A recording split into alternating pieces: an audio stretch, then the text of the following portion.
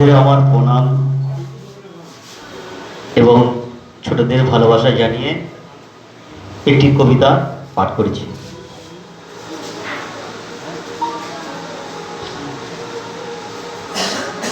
কবিতার নাম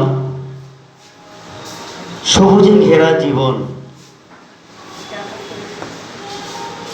আমাদের গ্রাম ঘন সবুজের চাদরে ঢাকা, দূর দূরান্তে অপূর্ব সুন্দর ছবি আঁকা।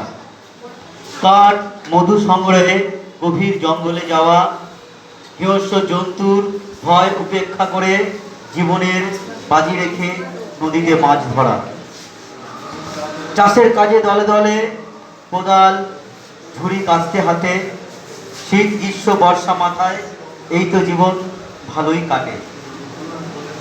দিনের শেষে বাড়ি এসে চুলোয় হাঁড়ি চড়ে, ভোরের আলোয় সূর্য ওঠে লাল আভা, নতুন আলোয় নতুন জীবন, নতুন করে বাঁচা।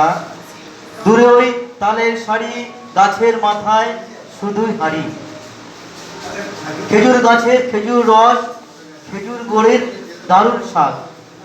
গাছের ডালে ডালে ফলে ফুলে সেজে উঠেছে গ্রাম, কত শত পাখি বেঁধেছে বাসা বট অসত্য আমের ডালে।